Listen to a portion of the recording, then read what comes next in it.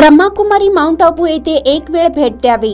Gajanan Rajmane force 1 SP Mumbai. आपण पाहता दैनिक Vidarbha Satyajit live news. आमचे अशोकराव उपाध्ये कारंजा यांनी दिलेल्या माहितीनुसार ब्रह्माकुमारीचे मुख्यालय माउंट आबू या ठिकाणी संस्थेच्या मुख्य प्रशासिका दीदी रतन मोहिनी यांच्या जन्मशताब्दी महोत्सव निमित्त दिनांक 25 मार्चला गजानन राजमाने फोर्स 1 SP मुंबई यांनी सहकुटुंब माउंट आबू शांतिवन येथे भेट दिली। अतिरिक्त पोलीस आयुक्तपदी नागपूर येथे असताना गजानन राजमाने यांना नागपूरचा सिंगम म्हणून ओळखला जात होते। नागपूर येथे कार्यरत असताना त्यांनी आपल्या 16 महिन्याच्या कार्यकाळात 130 कुख्यात गुंडांना जेलमध्ये टाकले।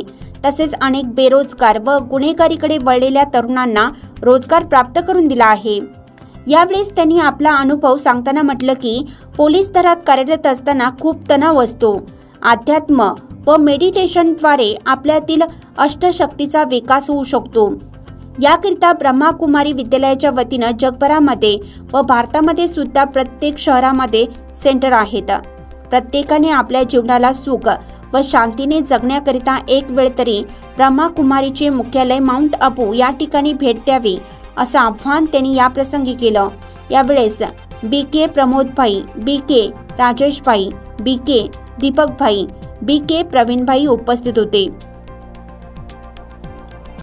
माउंट आबू ब्रह्माकुमारीचं जागतिक जे हेडक्वार्टर आहे तिथे येण्याचं सौभाग्य म्हणून मिळालेलं आहे। वर्ल्ड स्पिरिच्युअल अकॅडमी म्हणून ब्रह्माकुमारीला ओळखलं जातं। माहिती घेतली असता की या अकॅडमीचे जवळजवळ 140 देशामध्ये सेंटर्स आहेत। भारतामध्ये जवळजवळ 10,000 सेंटर्स आहेत। आमचं डिपार्टमेंट आहे पोलीस डिपार्टमेंट। या डिपार्टमेंटमध्ये म्हणजे जगातली सगळी दुःख आहेत ती एकत्र तिथं येतात। जग खरं काय आहे ते कळत असतं। क्राईम आणि क्रिमिनलशी सकाळपासून संध्याकाळपर्यंत संबंध असतो आणि निगेटिव्हिटी पूर्ण भरलेली आहे, नकारात्मकता भरलेली आहे। पण तरी पण लोकांच्या अपेक्षा असतात आमच्याकडून त्यांना सतत न्यायाची भावना, शांती मिळावी, सुरक्षा मिळावी। त्यासाठी आम्ही सगळे स्ट्रॉंग असणं गरजेचं आहे।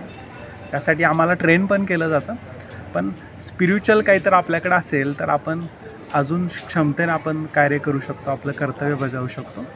ब्रह्माकुमारीमध्ये मेडिटेशन शिकवलं जातं। त्या मेडिटेशनचा मला वैयक्तिक माझ्या पोलिसिंगमध्ये खूप फायदा झालेला आहे। अष्टशक्ती आहेत मेडिटेशनमुळं। निर्णय करण्याची क्षमता असेल, परखण्याची क्षमता असेल, सहयोग करण्याची क्षमता असेल अशा अनेक शक्ती मेडिटेशननं आपण स्वतःशी सेल्फ टॉक करतो। आपण आपल्या विचारांना साक्षी बनून बघू शकतो। त्यामुळे निर्णय घेताना बऱ्याच वेळा आपल्याला क्षणाचाही विलंब न लावता निर्णय घ्यावे लागतात। अशावेळी मेडिटेशन मदत करतं। आणि तणावाच्या सततच्या जीवनामध्ये की आपण स्टेबल राहू शकतो।